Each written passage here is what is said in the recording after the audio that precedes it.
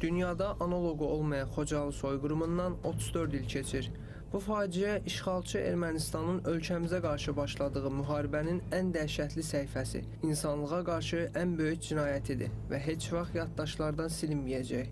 Bütövlükdə xalqımıza qarşı yönəldilən Xocalı soyqırımı öz ağlasılmaz qəddarlığı və qeyri-insani cəza üsulları ilə bəşər tarixində analogu olmayan vandalizm aktıdır.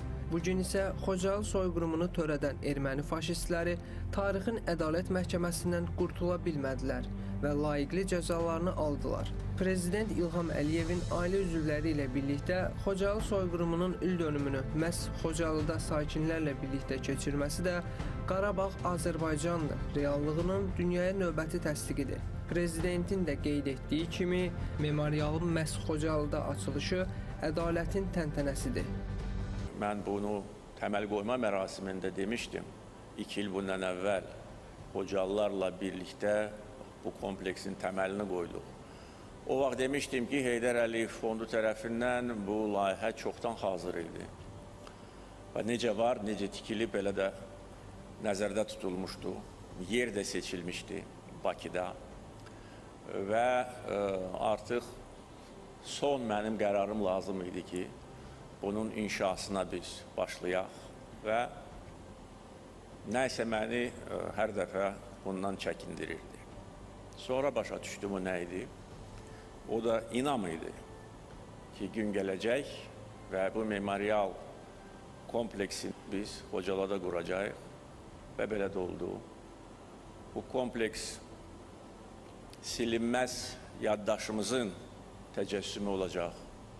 Biz Xocalı soyqırımını heç vaxt unutmamalıyıq.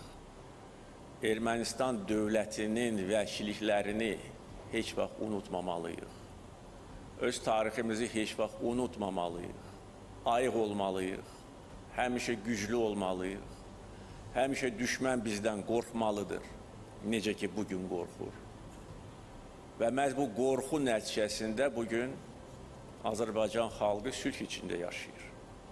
Xocalı soyqırımı memorialının məhz azad olunmuş torpaqlarda açılması xüsusi məna daşıyır. Bu, xalqımızın inamının, səbrinin və qələbə əzminin simvoludur. Uzun illər doğma yurd yuvasından didərgin düşən Xocalılar dövlətə və orduya güvəniblər və bugün həmin inam öz bəhrəsini verir. Azərbaycan ordusu hər zaman beynəlxalq humanitar hüququn norma və prinsiplərinə riayət edib. Mülki əhaliyə qarşı heç vaxt məqsədli hücumlar həyata keçirməyib. Bu yanaşma xalqımızın mənəvi üstünlüyünü daha da gücləndirib və beynəlxalq aləmdə ölkəmizə olan hörməti və etimadı artırıb. Memorialın açılışı bir daha təsdiqləyir ki, bugün Azərbaycan dövləti o qədər güclüdür ki, heç kimin ağlına ölkəmizə qarşı hər hansı bir təxribat törətmək gələ bilməz. Artıq Azərbaycan 1992-ci ilin Azərbaycanı deyil. Son 80 il ərzində dünyada Azərbaycan qədər tam və mütləq qələbə qazanan ikinci dövlət olmayıb. Bugün Azərbaycanın həm hərbi gücü, həm də beynəlxalq diplomatik əlaqələri ilə artıq güclü bir dövlət olaraq dünya səhnəsində öz mövqeyini nümayiş etdirir. Son 80 ildə Azərbaycan kimi öz işğal altında olan ərazilərini işğaldan azad edərək ərazi bütövlüyü və suverenliyini bərpa edən və bunu təkcə hərb meydanında deyil, həm də diplomatik müstəvidə təsdiq etdirməyə bacaran ikinci bir dövlət olmayıb.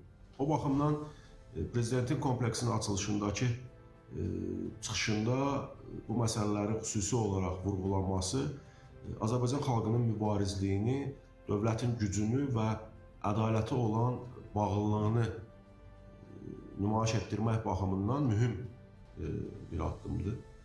Bu çıxış Azərbaycanın güclü bir dövlət olaraq öz ərazi bütövlüyünü daim qoruyacağını və heç bir təxribatı qəbul etməyəcəyini bütün dünyaya bəyan edir. Uzun illər ərzində ikili standartlar və siyasi maraqlar səbəbindən Xocalı faciəsinə lazımi hüquqi siyasi qiymət verilməyib.